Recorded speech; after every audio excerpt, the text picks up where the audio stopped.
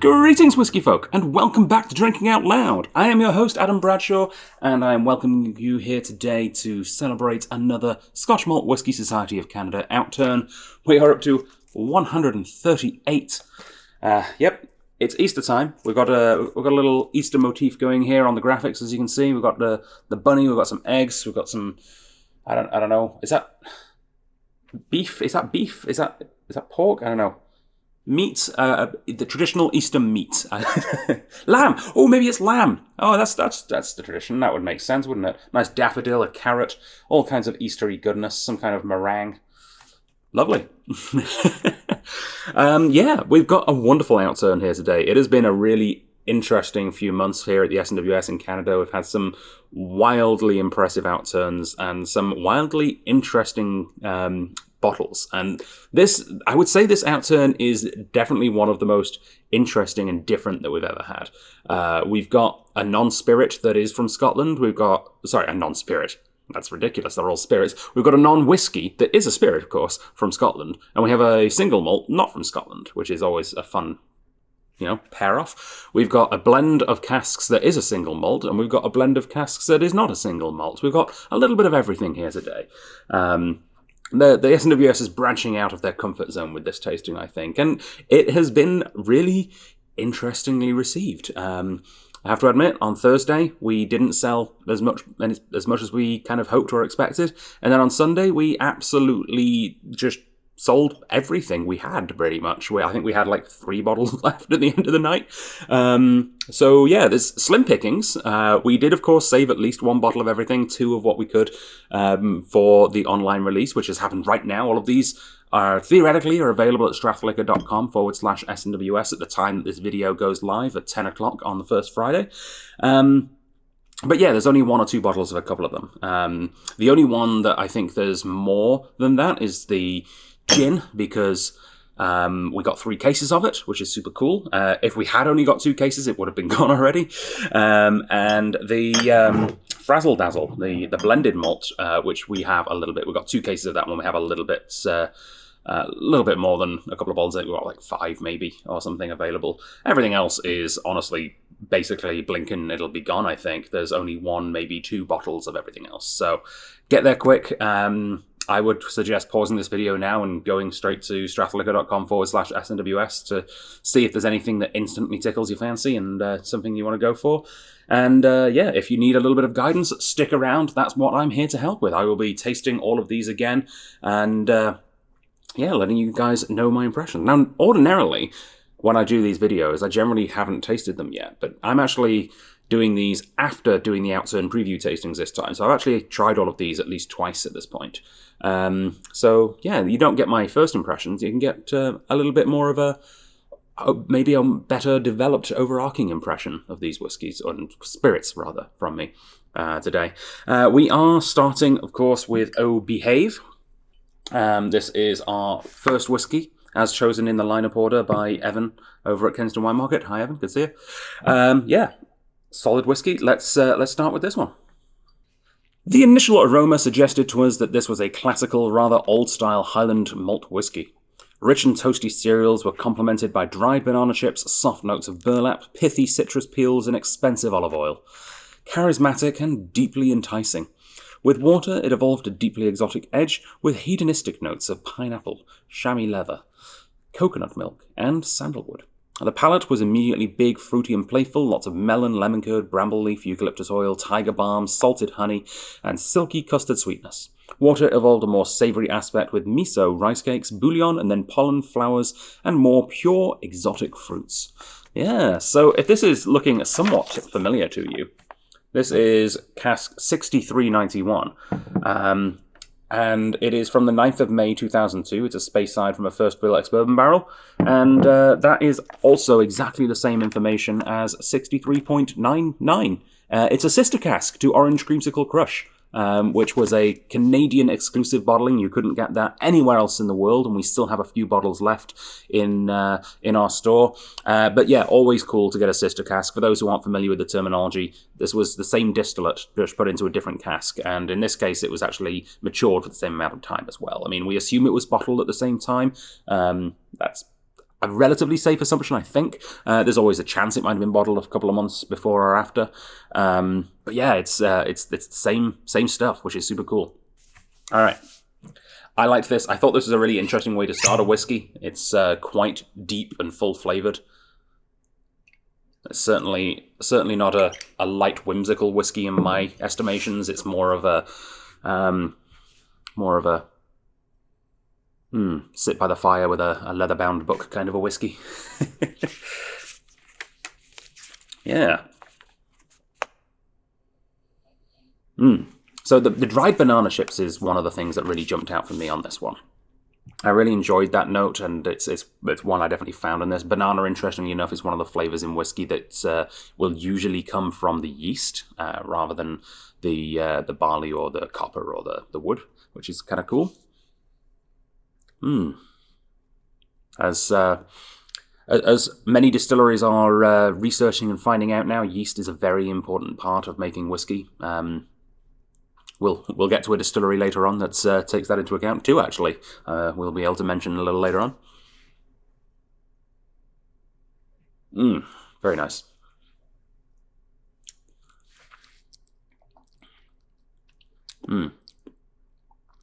Custardy. Very, very custardy on the palate today. Bananas and custard. Classic combination if you're a British kid. But there is that sort of... It mentions melon. I'm not sure I'm getting the melon fruit, but I am getting sort of the melon rind kind of flavors. Yeah, it's got this sort of vegetal herbal thing happening at the very end, which is nice actually, because it starts off a little bit more sweet, a little bit more on that sort of floral powdered sugar kind of a thing, and then gets a little darker and more vegetal, and then you take a new sip and it just it's a cyclical effect, you know. It inspires you to take another sip, and that's always a good sign in a whiskey. All right, so yeah, this is 19 years aged, which is, you know, old. We forget sometimes in the whiskey world, like I've had I managed to be very very lucky and have a sample of what was at the time the oldest whiskey ever bottled a couple of years ago. And, you know, I've had 50-year-olds, I've had 40-year-olds, I've had 30-year-olds. And sometimes I forget that 19 is actually quite old for a whiskey, just because I've had the super old ones. I need to get it out of my head. 19 is actually quite a well-aged whiskey. And before I got into whiskey, a 19-year-old sounded incredibly posh. Or an 18-year-old, as you'd more normally see with official bottlings, of course. 19's a good amount of age. And in a first fill bourbon barrel, that is, that's kind of risky. Like, you can get a lot of flavor out of first fill ex-bourbon barrel. You don't want to run the risk necessarily of over barrel influencing your whiskey. This, I wouldn't say, has done so. They've managed to, get a nice balance between cask and spirit. And I think that might be a climate-based thing. I think the fact that this is somewhat more temperate and sort of softer temperatures will probably help with that. This is a Speyside, as I mentioned, so yeah.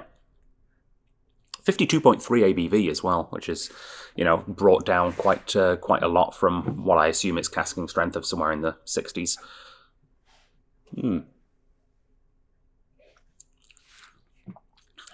Yeah. That's a fine dram, and I haven't done a side-by-side. I think somewhere behind me I might have a little tiny bit left of the sister cask. I'll see. It would be kind of nice to do a side-by-side of comparing them, but it might have just been the order. But I feel like I was more impressed by this one. But it might have just been that it was a really cool, interesting way to start a tasting. So it might have simply been that. There is at least one, I think, two, maybe, bottles of this available. $273.83 is the price. You will find it at strathliquor.com. Where is it from, though? Well, it's from a distillery called Glen Tockers. Glen Tockers was founded in 1898, and it's very rarely seen as an official bottling. In fact, for the first over 100 years of its life, it didn't even exist as an official bottling. It was, like I said, founded in 1898, but it didn't get an official bottling until 2017. Before then, you'd only find it locked away in blends, occasionally from independent bottlers, most prominently Gordon and MacPhail. And we actually have a couple of really interesting Gordon and MacPhail editions of Glen Tockers in the store as well. So it's really nice to see single cask varieties like this from the SMWS coming into that mix as well. Really cool distillery. One that doesn't get enough of a spotlight, I feel. Yeah. $273.83 available while stock lasts at the strathliquor.com/SMWS. And our second whiskey today is part of the Heresy range, where the SMWS likes to break its own rules. So let's take a look at that one. This is Frazzle Dazzle. For this experimental batch, we teamed with Tempest Brewery in the Scottish Borders. We commissioned Speyside Cooperage to create some new American oak hogsheads with a heavy toast and a medium char. These hogsheads were then sent to Tempest, where they were filled with an off-the-wall smoked barley wine. Think 12.5% ABV smoked stout. After 5 months, the beer was bottled and the casks were filled with a selected unpeated Speyside malt. These whiskies underwent a period of additional maturation for just under 3 years before being blended together to create this unique whiskey. So yeah, it is a blended malt, this one. I think the last time we had something from the Heresy range was actually a single malt, which is cool. The initial aroma was dark like toffee, chocolate, ginger cake, black pepper, licorice, and char. In time, an oily, slightly buttery note developed like a beurre noisette roasted potato. On the palate, there was a chocolate tart with blackcurrant compote and hazelnut praline, as well as strawberry rhubarb Turkish delight, and a slightly frazzling herbal and hoppy note in the finish. After reduction, we charred pineapple and mango slices, roasted peaches and thyme with baked homemade scones to serve with clotted cream. To taste, vanilla cheesecake, salted caramel butterscotch ice cream. In the finish, we were frazzled by a whisper of maple-cured bacon. All right. I enjoyed this one. I enjoyed it, admittedly, a whole lot more the second time around after I felt like I had a better grasp of what was going on. It's a bit of a weird one. It's kind of all over the place, this one. It's a Maverick. It's unique. Speaking of Maverick, I really hope that the Maverick, I assume it's part of the Heresy range. The SMWS released a whiskey called Maverick in honor of their founder, Pip Hills. I saw the press release about the one over in the UK. Hopefully that'll come to Canada. Kelly and Rob, please try. At least try. That's all we ask. But yeah, Frazzle Dazzle. It's a Bobby Dazzler, this one, as we say in Yorkshire. I think that's a Yorkshireism. It's certainly a phrase we use in Yorkshire. I don't know if it stemmed from there. Bobby Dazzler. Something impressive. Yeah, it does. It has this little wisp of, like, interesting smoke on the nose, because it's not smoked like you'd expect from a whiskey. It's not peat smoke. It's barely even wood smoke. It's more like it's like when you're getting a wok nice and hot, and it starts. You get that sort of that slight smoke to the oil. Almost like when you're tossing the wok and the oil catches fire. What do they call that? Wacky, I think, is what they call that in the culinary arts. Look at me go. Wacky. Yeah, if you're doing a wok on a nice open flame and you get it sparks and gets that flame. It smells like that. It's like a bacon stir fry. Glorious. All right, chin chin.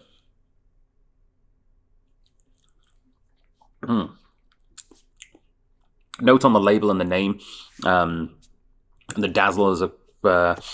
apparently this is relatively common knowledge. I didn't really know about it until Kelly showed me some pictures and clued me in. But my new co-presenter Andrew was very excited to tell everyone about the Dazzlers, the liveries that were put onto ships around the First World War that were meant to confuse enemies, so that you didn't know what direction it was going in or how fast it was going. It was really hard to hit a ship with a torpedo and you didn't know how fast it was going and what direction it was going in. They used to put patterns just like this right there on the ships, which was really cool looking. The photos, mostly in black and white, of course.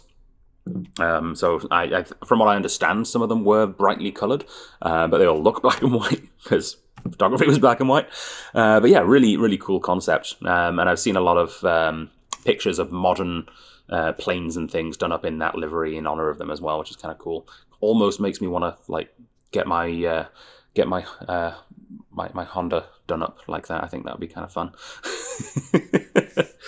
Really confuse the speed cameras now. I don't think it'll work with it.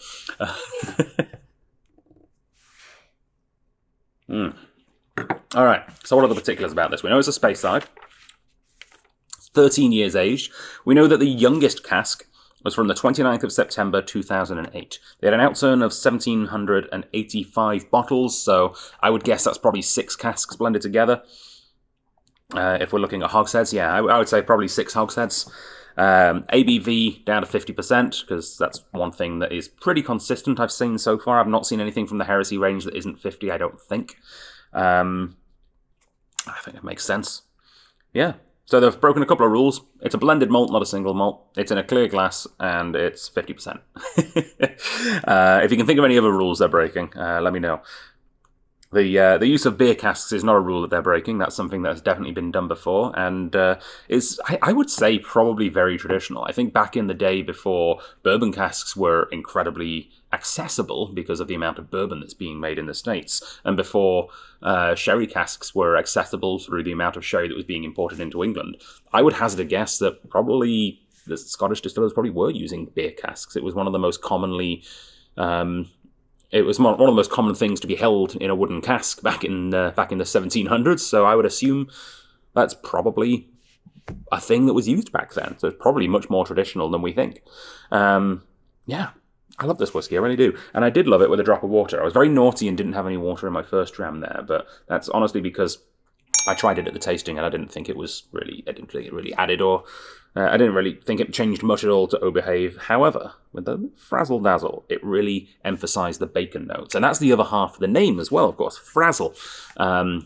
Bacon Frazzle's one of my all-time favourite bar snacks from the UK. You used to hang up on a card behind the counter and you get a bag of Frazzles right next to the Scampi fries. And they're basically like, they're corn-based snacks, kind of like a cheesy, but like flat and bacon flavoured. And it really does confuse me that they're not available here in Canada, because Canadians in general are very, I don't know, enthusiastic about bacon. Yeah, where's all your bacon-flavoured chips, guys? Come on now. Yeah, and yet again, a little bit more deeper bacony, more of the coffee, sort of dark chocolate notes coming out with the addition of water, I would say. Yeah, I think this is a great little whiskey. Very happy with it. You will find this at strathliquor.com/SMWS for $199.91, which makes it a really good entry whiskey for anyone who's not an SMWS member who would like to join. Any whiskey over $180 you can purchase, and will include a trial membership for a year. I think this you would do very well to pick up a bottle of this as your first SMWS bottle, I think. I think this would be a great choice. And we do ship, of course. So if you're not able to come down to our store in Victoria, Canada Post is our shipping partner. Anywhere Canada Post can get to, we can get to. So,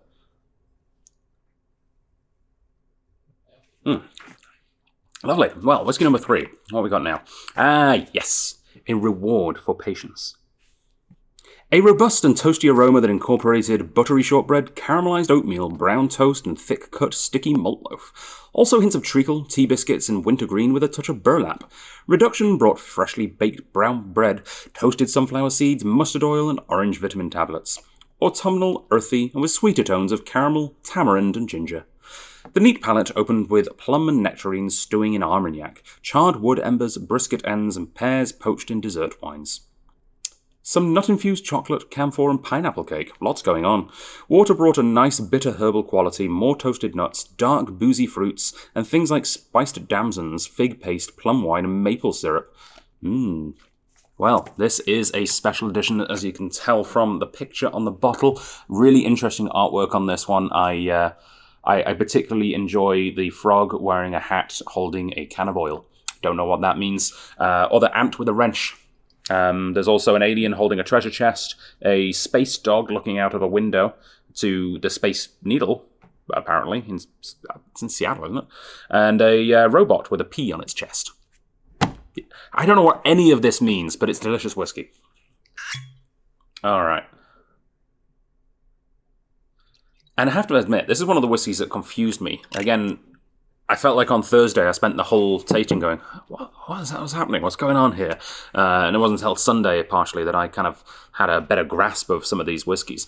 This one, I was just expecting from the flavour profile, it's the deep, rich and dried fruits profile, and the colour as well, for this to be a bit of a sherry bomb, but it wasn't. And that surprised and somewhat delighted me, to be honest. I found so much more in this whiskey than I was expecting to find. It's deep. It's like a Where's Waldo whiskey. Or is it Waldo here or is it Wally here? I think it's Waldo. Is it Waldo here or is it where's Wally? I've been in Canada so long that I've forgotten which version of those books I grew up with. England and Canada has different names. In one of them it's Waldo, and one of them it's Wally. Anyway, I prefer Wally for what it's worth. I don't know whether that's the one I grew up with or the one over here, but Waldo doesn't feel like a real name. Wally's just short for Wallace, isn't it? I don't know. Alright, so, because it's a special edition bottle, there's not as much information on the label itself. We know that it's Distillery 36, it's a rare release, it's an outturn of 1,391, so it's a blend of casks, but all from the same distillery, making it still a single malt, but not a single cask single malt. And it was bottled for the Spirit of Speyside Whiskey Festival, so one would assume it's probably a Speyside. It's 57.6 ABV as well, full cask strength. Let's consult the Oracle for more information, shall we? Alright, so it says here, cask types, first fill Oloroso quarter casks and second fill bourbon barrels. We have a little bit more information here, actually. I'll read it out right now. Kelly forwarded some information from Ewan Campbell, the spirits manager over in Scotland. There's a beautiful balance to this, which was first matured in bourbon hogsheads before we transferred it to 125-litre Oloroso quarter casks that were supplied to us by our partners in Jerez, Jose Miguel Martin. After that, we put it back into second-filled bourbon barrels that we'd recently emptied, giving it time to relax and marry before bottling. The result is a superb dram with the big, dark, intense flavours you would associate with Oloroso sherry maturation, but with the lush tropical notes from the bourbon casks as well. Nice. So, I feel like this is somewhat similar, and I might be getting my wires crossed, but I feel like this is somewhat similar to the approach that Dewar's takes in their like 3-stage maturation process, where they take the whiskies, then they put it into a second maturation in sherry, and then they marry them together again in a third cask type. So it's bourbon, sherry, and then bourbon again. And I don't know if maybe that's some kind of magic formula, but this is a bloody good whiskey. I'm glad they experimented a little bit with doing that, because it turned out fantastically. This is this is a distillate that it's crying out for sherry casks. I've had a couple of Distillery 36s from mostly from other indie bottlers that are just straight bourbon cask, and it's not the same. I mean, it's often still very good, but this is a worm tub using distillery. It's a big, rich, meaty, almost sort of chewy spirit, and it just works so much better with sherry, in my opinion, than it does with bourbon. However, in this, I have learned that it works even better with sherry and bourbon.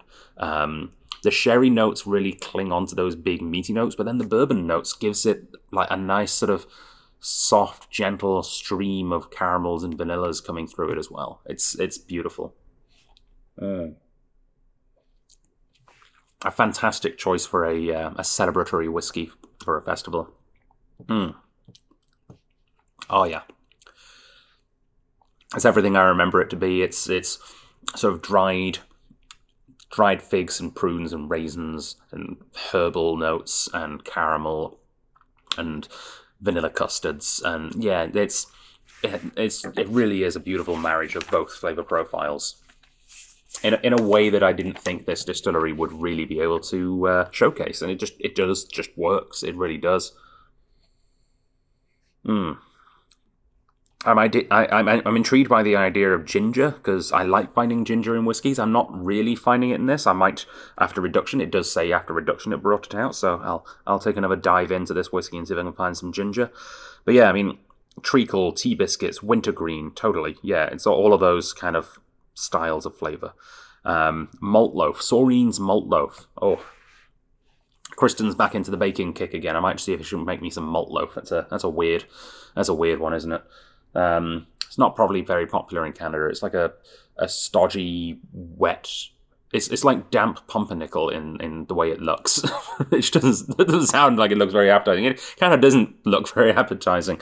But it's like a soft halfway between a bread and a cake, but with those sort of deep, sort of molassesy dark fruit flavors. It is objectively thinking about it, it is a weird thing, but it's very nice. All right, I'm gonna pop about 25 to 30 mils of water in that.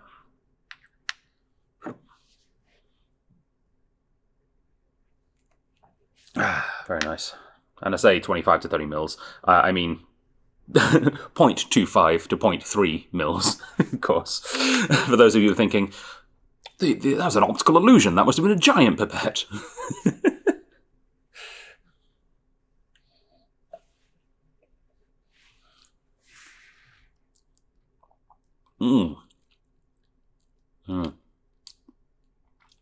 Oh, yeah. It is just autumnal is a great way to put this. This weirdly reminds me of Glensanich in a way. For those who are familiar with the local single malt from Divine down the road, it has that sort of nutty, foresty, autumnal kind of a thing going for it. Yeah, it's coming out a little darker and meatier now. The brisket end that it mentions, it has that sort of beefy lamminess to it. Yeah, it's gorgeous.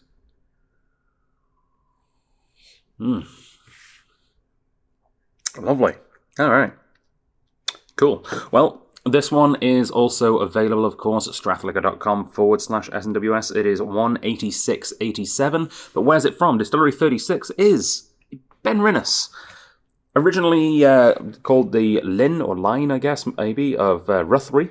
This distillery was founded in 1826. I mentioned before that it still uses worm tubs, and it actually apparently uses extra cold water in its worm tubs to really emphasize that big, rich, meaty flavor that style of vapor condensation brings to the whiskey.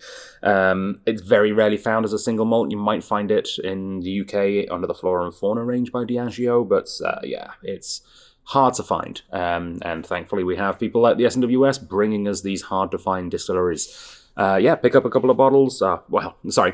You have the ability maybe to pick up a couple of bottles, because I think there's 2 available. There might only be 1, I'm not sure. But again, strictly limited. First come, first served. Might already be gone by the time you've made it this far into the video. Sorry. Yeah. All right. Well, next up, I was about to say next whiskey, but the next one's not a whiskey. We're now going for a gin, and we're going for a gin and tonic royale. An evocative floral lavender aroma at first, followed by a sweet citrus and vanilla scent, reminding some of a Twister ice lolly, while others poured themselves a honey vanilla lemonade. On the palate initially, a fresh citric spike before the juniper came through in full force, and the finish a Belgian-style wheat beer garnished with an orange slice. I think they're thinking of what is often called a Hoegaarden, which I think that, if I remember correctly from my childhood days in Bruges, I think is supposed to be called a Guugeten. Notice the similarities between the Flemish and the Scottish. There must be some kind of tie to that. Water-added lemon sherbet, cassia bark, candied lime peel next to fresh sweet coconut and a medley of Mediterranean herbs. To taste now, a gin and tonic royale cocktail with vanilla syrup, orange bitters, and Bru champagne. Chin chin. Okay. I loved this gin. I also love the gin that it, kind of started off as, and we'll explain a little bit about that later. This, of course, in a whiskey tasting, it did raise some eyebrows. There are a few who, what are they doing? They're putting a gin in our whiskey tasting. Sorry to those of you who felt a little put off by throwing a gin in there. And I'm sorry to the one person who can't have juniper. And I'm glad I did mention it was a gin. And the name kind of gives it away as well. I probably should have thought about, allergies and things. But yes, this is very much definitely a gin. And I'm okay with that, especially when it's this good.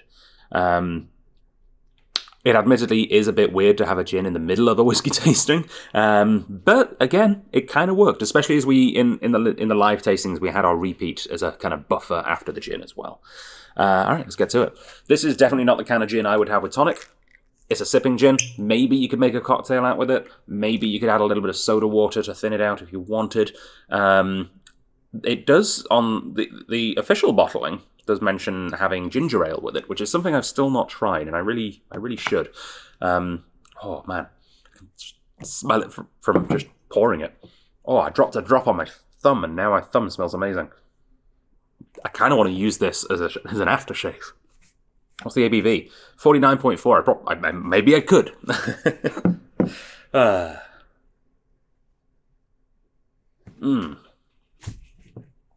Very nice. Also, I do want to, mentioning aftershave, I do want to say a quiet thank you. I haven't tried. I've tried to not make a big fuss out of this, but we did have some complaints a little while ago about people wearing really strong perfumes and aftershaves. It's like people during COVID forgot that that was kind of not normal. That's not something you should do at a tasting or in any event where you're going to be sat right next to a stranger potentially. So yeah, I'm glad people have got out of the habit of that again. And if you didn't realise that's a faux pas, yeah, don't wear really strong cologne at a whiskey tasting, please. Yeah. And to a lesser extent, and this is more important for the people who have to wash the glasses, be careful with your lipstick too. It's a real pain in the ass cleaning lipstick off. But if you really want to wear lipstick, I'm willing to pay someone to clean the lipstick off the glasses. That's fine. But the cologne thing, yeah, please be careful with that. Unless you're using this gin as a clone, and then, yeah, go for it.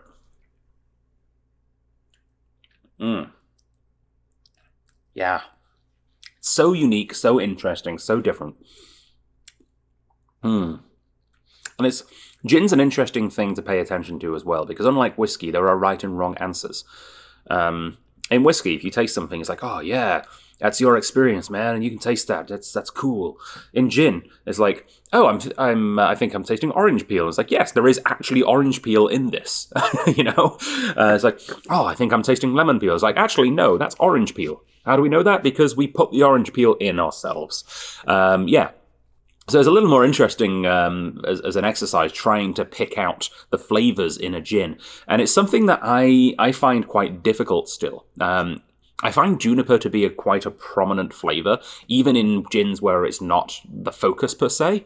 So I often find it quite tricky to find the other flavours. But in this one, this is a spiced gin recipe, so it does have some abundant other flavours. And especially if you know the flavours, which I kind of do now, you can really pin them out. How do I know some of the botanicals that went into this? Well, I happen to be in regular email contact with someone who knows a lot about this gin. Well, a couple of people that know a lot about this gin. This is a gin from a distillery close to my heart. This is a Holyrood gin. Yes, it is. Hi, Kelly and Rob. So Kelly and Rob, who you've seen on these videos a couple of times and definitely heard it being mentioned, they're the founders of the SMWS Canada. They're also some of the founders of Holyrood Distillery in Edinburgh. So this is a bit of a homecoming for this gin, in a sense. It's a hometown hero. We're really proud of everything that Kelly and Rob are doing over there. So I'm really happy that they sent us some of their first ever SMWS bottlings from their own distillate. Yes, they have whiskey, and I'm sure the SMWS will be bottling some Holyrood whiskey in the future. And even if they're not, the Strath owns 3 casks, so you'll get some single cask strength Holyrood at some point in the next decade, I can guarantee it.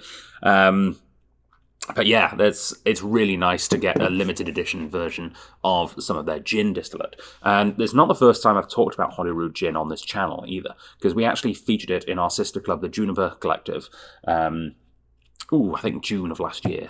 And funnily enough, I have the bottle right here. Hey, look at that. This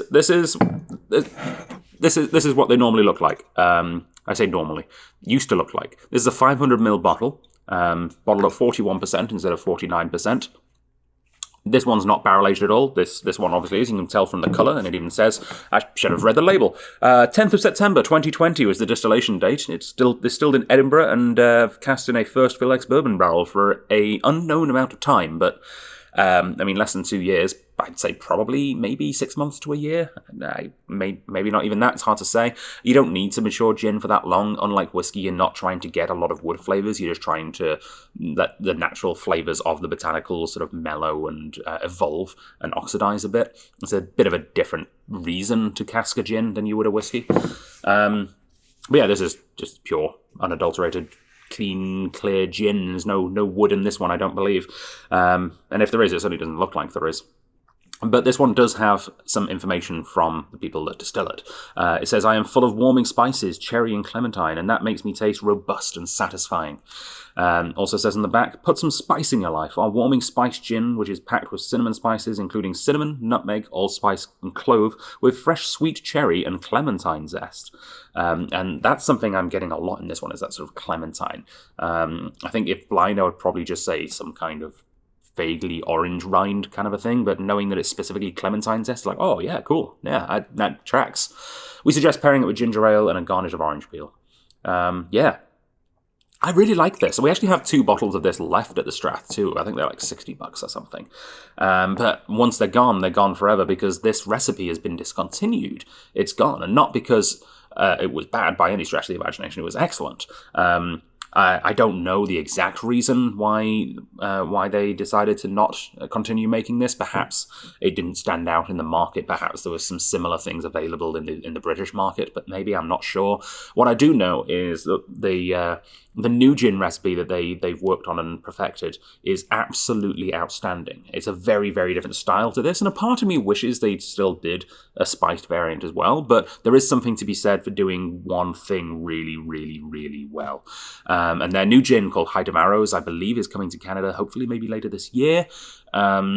Yeah, it's a reference to Arthur's Seat. I think maybe the top of Arthur's Seat was basically the height that a longbow could reach, as it was something like that. I admit I'd had a couple of drinks by the time I was taking the tour, so I don't quite remember exactly the historical details, something along those lines. What I do remember is they were taking the same idea that they put behind whiskey with, 3 ingredients affect the flavour so much. And with whiskey, you got the barley, the yeast, and the water. That's really what whiskey is made out of. And you can change what you do to those things in such a way that the whiskey will turn out completely differently every time. It's quite amazing. And they kind of took that idea with gin and narrowed it down to just 3 botanicals. Juniper, of course, because you have to. To be called a gin, you have to be juniper forward. And then to highlight the juniper but not detract from it, they did 2 things that I find very interesting. Sea salts and beeswax. And again, this is all from memory, so I'm hoping I'm getting this information correct. If I'm wrong, Kelly, please write in the comments and tell me all of the things. I'm not trying to spread misinformation. I don't intend to lie, but I might just be forgetting. Maybe I should have clarified. I don't know. Maybe I'll fact check myself and put it in the comments. But yeah, they had I think they called it the Bright Edition, which was just a higher concentration of the botanicals, and then a Dark Edition where they got a local coffee roaster to roast the juniper, but all 3 editions are just those ingredients, and I find that fascinating, and the gin itself was just wonderful. It paired perfectly with the distillate they were using. It just, yeah. So Height of Arrows, fantastic, but I am sad to see this one go, but hey, it's going out with a bang. We're getting a special limited edition single cask version, so hey, I'm alright with that. Not everything can last forever, ever. And because Kelly and Rob like us so much, they sent us 3 cases of this one, so there is a decent amount to go around still. We kept, I think, a whole case, so I think there's 6 bottles left for the online release. And if you are a fan of gin and want to pick up this once-in-a-lifetime expression, hailing all the way from Edinburgh, Scotland, you can get it for $157.30 at strathliquor.com/SMWS. Yeah. Beautiful, beautiful gin. And yeah, I'm gonna have a sip of water now before I go on to the next one, because I don't have the buffer of the repeat on the video. But yeah, we're about to go and try some Speyside Balsamic. A fresh nose that imparted many summery impressions with notes of sunscreen and meadow flowers. Grassy, floral, bright with plenty of cereals, dried heather and hoppy ales. With water we got pine needles, clay, waxed canvas, white balsamic and mint julep. The palette, neat, opened with cough drops, soft waxes, citronella, plum eau de vie, crushed nettles, herbal teas, and soft fudge. surprisingly quaffable, even at full strength. With water, it reverted to the core ingredients with lots of lemon barley, fresh cereals, baled hay, grass, white flowers, dried apricot, and heather honey. And this is a special bottling because it is part of the Giving Spirit program, which is when the SMWS Canada donates their proceeds from a specific bottle once a quarter to a charity. And this month's charity, or this quarter's charity rather, is one that may resonate with you or your family, as it has recently for us. This is from Kelly and Rob. Although actually it has for me as well, and has for many people across Canada. The Alzheimer's Society of Canada. This is a mission from them. A quote from them. Our mission is to alleviate the personal and social consequences of Alzheimer's disease and other dementias, and promote the search for causes, treatments, and a cure. I think that is a fantastic cause, and I'm really, really, really happy to be helping play a part in trying to raise some money for that. And also, I should also mention that there's a little update on the Giving Spirit program. January 2023 marked the third year of the program, and over the past 2 years, they donated over $10,000 to various charities through the bottles that members have purchased. In January, they chose the Nature Conservancy of Canada and have just donated $1,256.60 from the sales of 100.35, the French Oak roller coaster. So yeah, the Nature Conservancy of Canada is the most recent recipient, and let's see if we can raise as much, if not more, for the Alzheimer's Society of Canada. All right, on with the whiskey.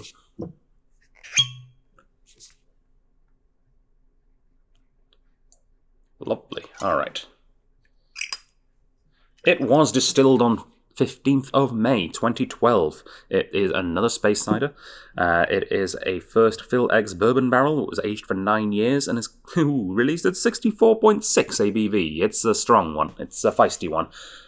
An outturn of just 166 bottles. It is code 46.131.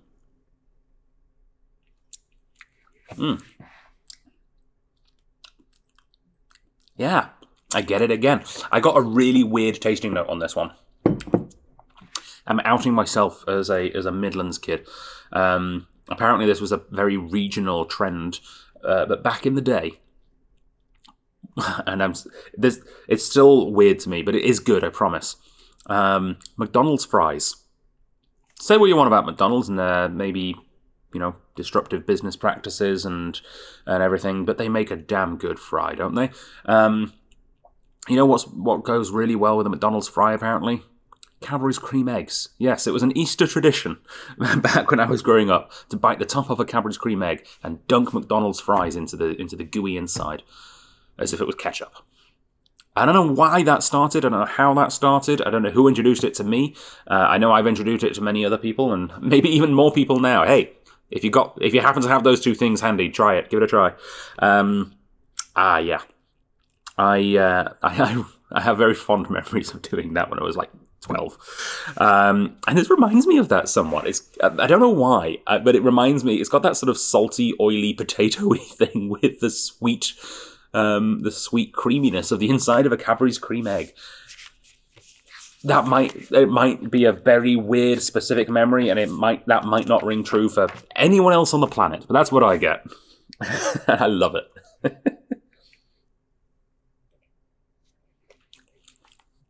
I wasn't really getting much of a balsamic thing. I love white balsamic and soda water as a drink. If you get like a flavored balsamic, maybe an apricot balsamic, and just throw some ice and soda water in it, absolutely gorgeous drink. Cool cocktail ingredient as well. But I didn't really get that, to be honest, in this. It wasn't as sharp as a vinegar kind of a flavor, but I was getting some grapes. So yeah, it was reminding me of like those sort of muscat grapes that you can get at the supermarket that are all expensive and posh because they have the same name as the type of wine. I assume muscat wine is made with muscat grapes. I'm not entirely sure. All I know is I'm not 100% sure they're worth the money, but they are delicious. But yeah, like they're white table grapes in general have that kind of flavor to them that I'm finding in here. And another particular flavor I was getting in here, which weirdly enough is a flavor I almost always find in Royal Brackla, of all things. And this is not a Royal Brackla. Cucumber. Yeah. Yeah. Slightly cucumbery. Let's see if the water does anything to this one.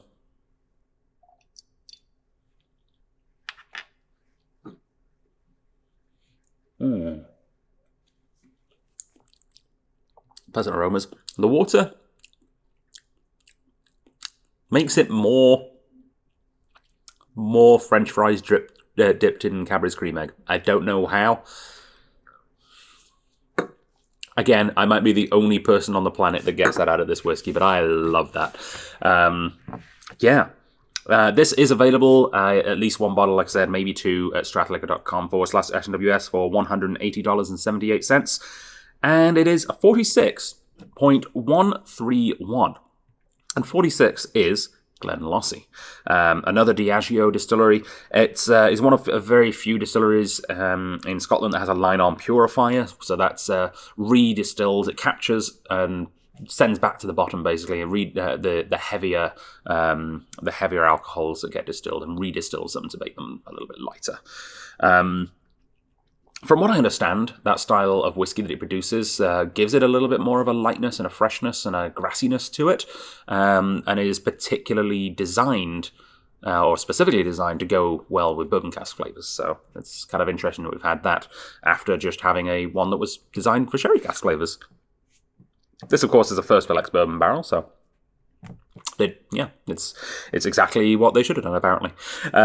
This distillery is also famous, Glenlossie is also famous for having a dark grain plant, so processing the spent grain into other things that could be useful. I think mostly animal feed. But they also are home to one of Diageo's largest warehouses, where they have approximately 300,000 casks. And a quick bit of napkin math means that that's approximately around 90 million bottles worth of whiskey. I'd say single malt, but Diageo does own grain distillery, so it might be some grain maturing there as well. But yeah, 90 million bottles of scotch just sat there in a warehouse in Speyside. So if anyone has a lead on a van rental company that asks no question... No, I'm joking, I'm not going to steal whiskey, that's silly, I have enough whiskey. But yeah, it's an amazing amount of whiskey, isn't it? Yeah, super cool. Next up, we are finally leaving the Speyside region. We took a little trip to Edinburgh for some gin, but all of our whiskies so far have been Speyside, which is kind of fun. We're now definitely leaving that area. We might have to take a plane even. We're going to enjoy a little dram on the prairie.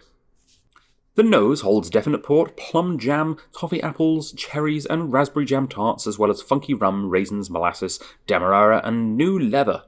The palate, initially chalky, radiates warm cinnamon and chili spice before settling to toffee, sweet bourbon, toasted coconut, and vanilla ice cream, with leather and tobacco to finish.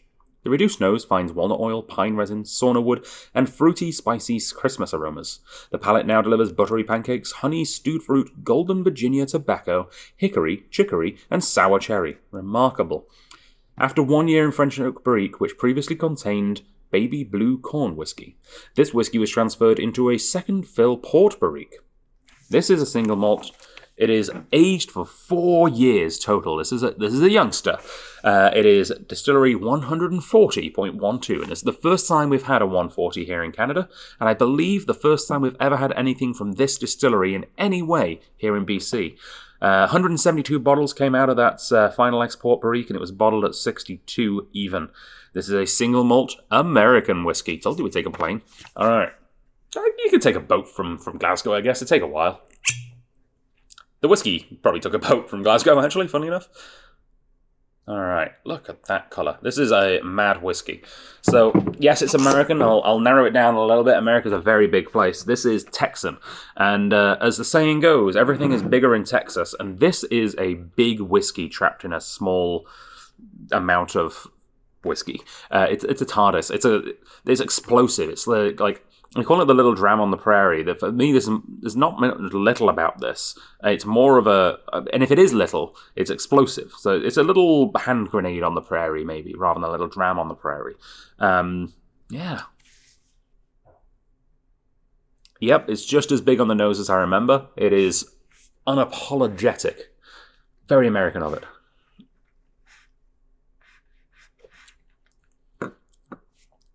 brash, bold, aggressive flavors.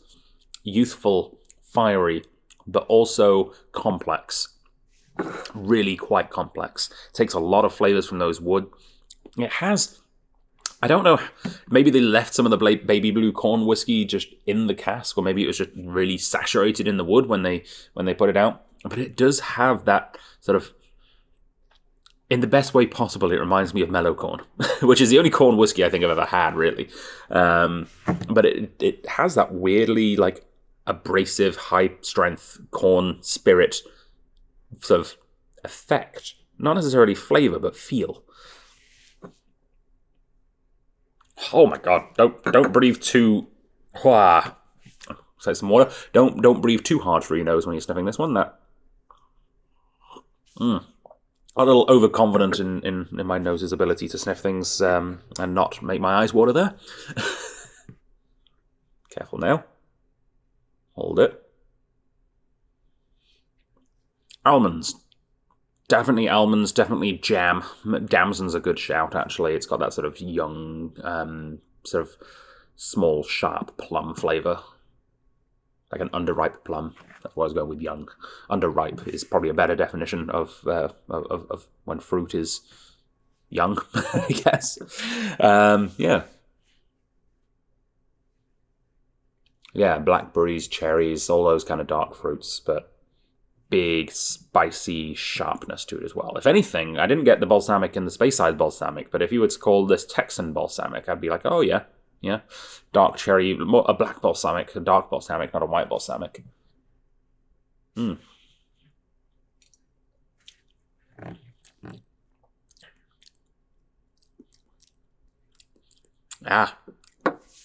There are going to be some people that don't like this whiskey, and that's okay. I don't think this whiskey cares if it offends you. It is Texan after all. It is big, bold, strong, and there are going to be some people that absolutely love this one for that.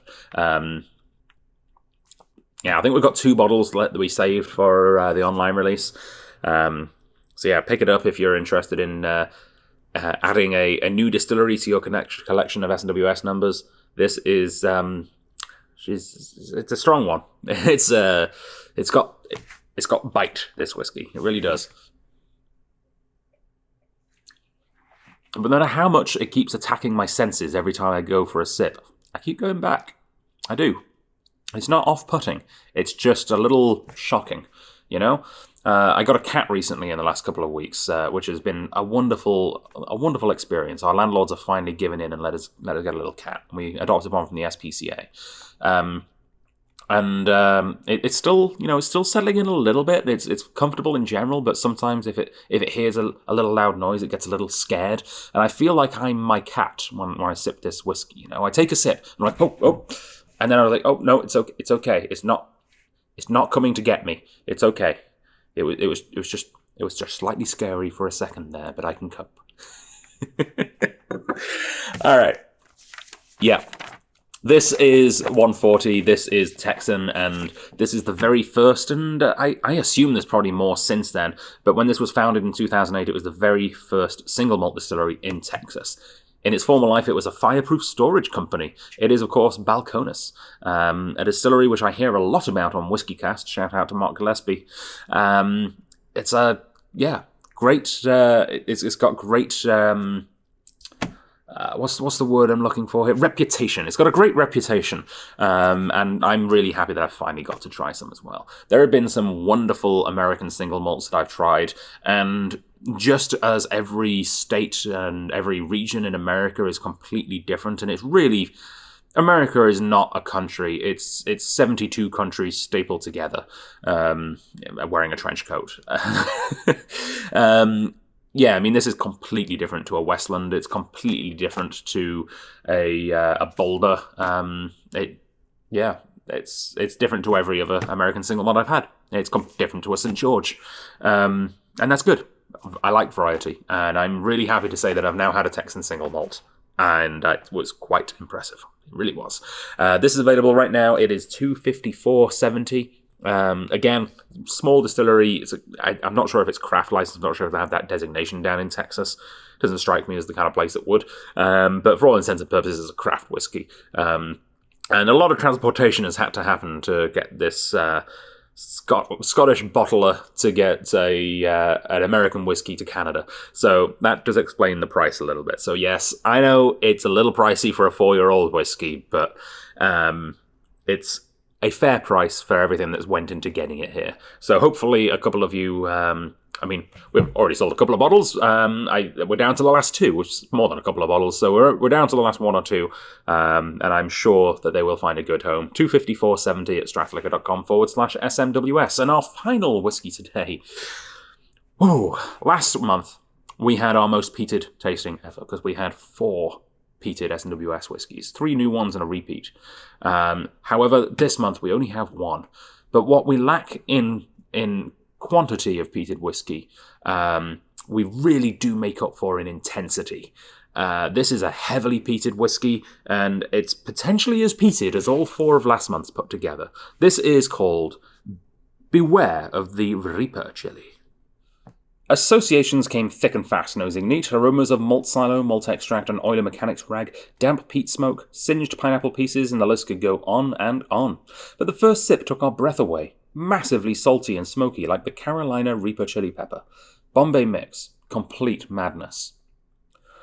Water added to the party, carbolic soap, plimsolls, cowhide rugs, cowboy boots, fire lighters, and party crackers. The flavour was now that of a cassoulet, slow-cooked mutton, pork skin, smoked streaky bacon, garlic sausages, and dried haricot beans. Rich, rustic, and certainly warmed us from within. There's a word in here I haven't used since I was probably 16. Plimsolls. I don't know if that's a thing in Canada. They were like special shoes that you had to wear when you were doing PE indoors in the UK because they didn't mark the courts, you know? And everyone had exactly the same. They were basically just black flats that everyone wore. They were like almost slippers. And they were really uncomfortable, to be honest. I don't know why anyone thought it was a good idea to try and make kids play basketball or I don't know, whatever other indoor things we played in these rubbish little plimsolls that everyone had to wear. Anyway, yeah. Beware of the Reaper chili. So this is an 8-year-old from Distillery 16. And if that sounds familiar, well, it should. We've had a few of these and they've all been killer. This is 16.72, an outturn of 262 bottles. Distilled in the Highlands region, yeah. It's not an Islay, as almost everyone thought in both tastings. It was distilled on the 2nd of July, 2013, placed into a recharred hogshead for those 8 years, and came out at 64 ABV. And as soon as I open this lid, this whole room is going to smell of peat. There's no going back.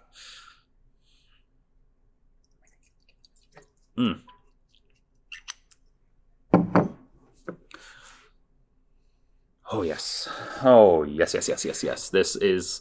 If you're going to have one smoky whiskey in a tasting, you may as well go all out, and they certainly did with this one.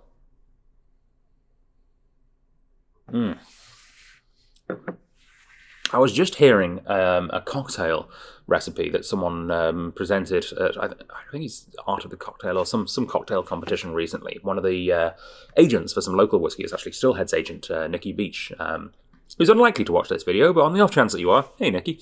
He was apparently he made a miso old fashioned where he made a miso sort of syrup or something in advance. He strained off all of the chunks, but yeah, added that sort of miso flavor to an old fashioned, and this really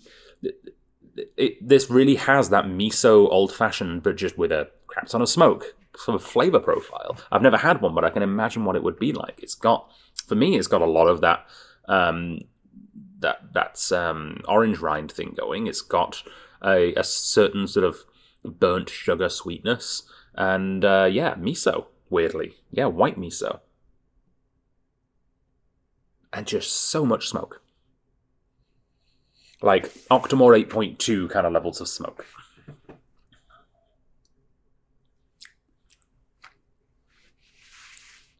Oh, yeah. Ooh. There is a reason we sold so much of this at the tastings. We only have 2 bottles left. I know, I'm sorry. But I did save 2 bottles for you. This is so good, as we knew it would be. We've had an absolute knock-it-out-of-the-park run of whiskies from Distillery 16 in this style. And I believe actually some sister casts to this one, if I think about it as well. I think I've seen 2nd of July a couple of times now. It is also one of my partner Kristen's favourite distilleries. And when we visited Scotland last year, she picked up, actually, potentially a sister cast to this one, thinking about it, when she was there. It is a Glenturret. A Glenturret, and their heavily peated Glenturrets are known as Rued Moor, which translates to Big Red. I like to think that's maybe one of the reasons Kristen likes it so much, is because it reminds her of me. But in all seriousness, this is just fantastic. The Rued Moor was created by Glenturrets, I believe, specifically for the famous grouse Smoky Black, or the Black Grouse as it was formerly called. Glenturret is the home of famous grouse, and rather than trying to source Islay whiskies, which was pretty difficult at the time that the Smoky Black came out, they decided, hey, let's just make one of the distillers we're already sort of co-owned with and attached to. Let's just make some heavily peated whiskey for us. So 1 or 2 weeks a year, that's exactly what they do. They turn it up to 11, or more actually 80, I think, is the ppm they go for. I think it's 80. I think that's, and if it is 80, from what I understand, that is the equivalent of Laphroaig and Lagavulin combined, because Laphroaig's 45 and Lagavulin's 35, I think. I think that's correct. If that's not correct, think of it this way then. It's Ardbeg and Bowmore combined, because Bowmore's 25 and Ardbeg's 55, and I'm fairly certain of that. Either way, it's about twice as peated as your average Islay bottling. Nutters, absolute nutters. Love these whiskies. And if you love these styles of whiskies as well, hopefully you've already made it to strathliquor.com/SMWS. And if you haven't, go right now, because you're still in with a chance. There's a definite maybe that there might be one left for you. The price is $188.61. Well, this has been a wonderful outturn. I'm about to throw up the screen that says all of the new releases for you, and I'll put a little bit of music on. Before I do so, though, I want to announce next month's outturn tickets. They are available right now as well at strathliquor.com/SMWS. Please do join us in person if you can. It's always a great event. And for the first time ever, we're doing 3 outturn tastings. Yes. If I wasn't already busy enough, I'm going to be even busier now.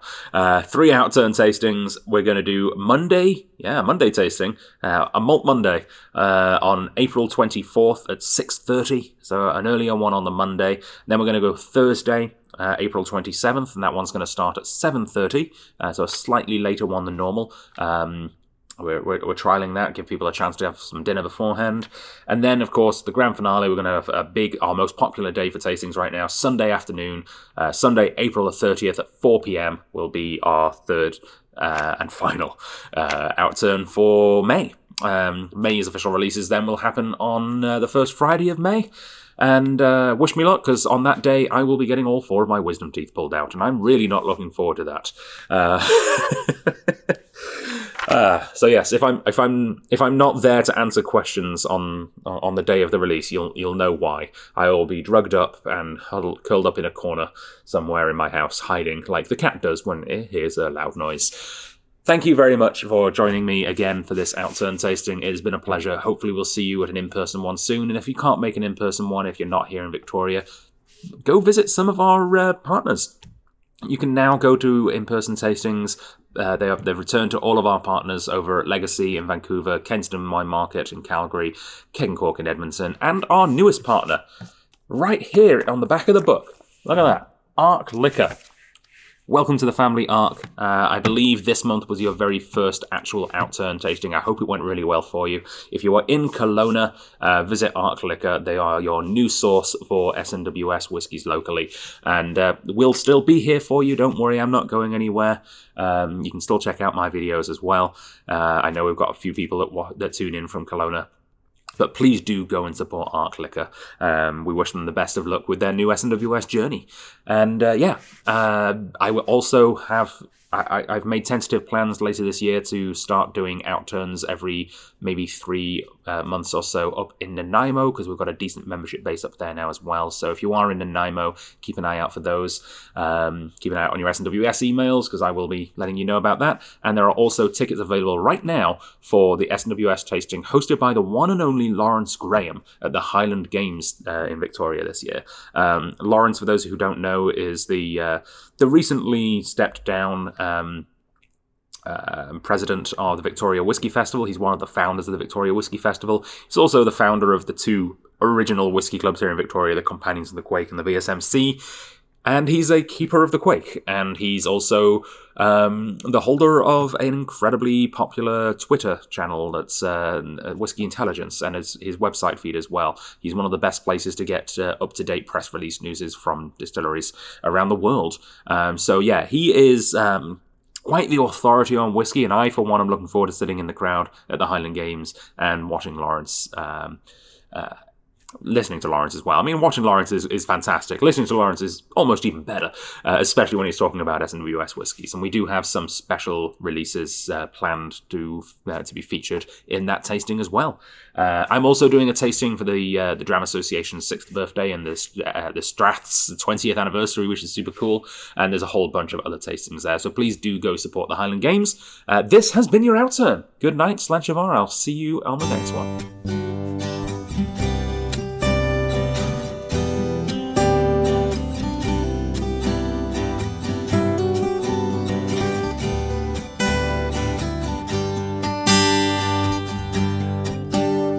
Scared she'd never be more than the sum of her parts. She tore her skin to match her soul, and scared she'd seen the end before she saw the start. She threw her dreams into the coal, and her scars tell her stories, and her songs sing her pains of a life covered over with alcohol and old tea stains.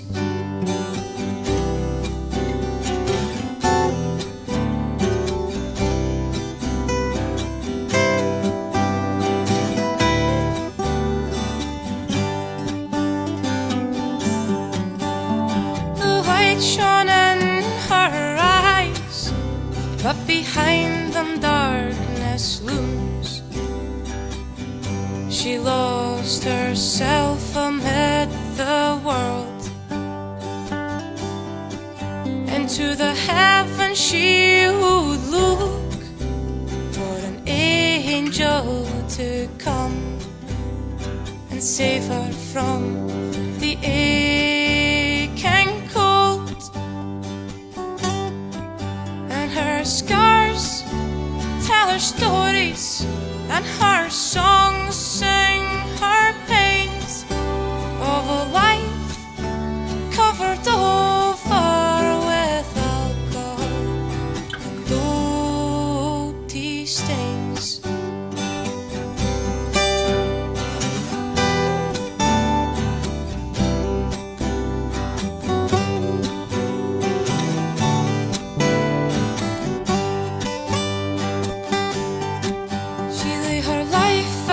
On the line for the whole world to see. She wore her heart upon her sleeve,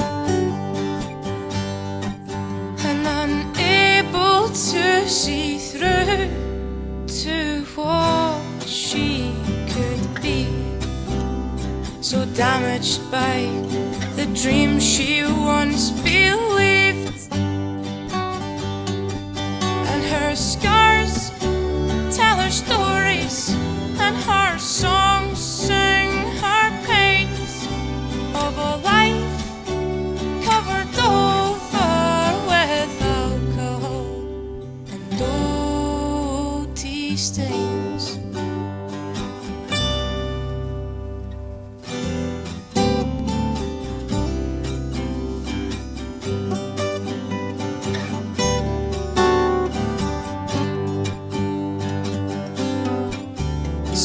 scared she'd never be more than the sum of her parts. She tore her skin to match her soul.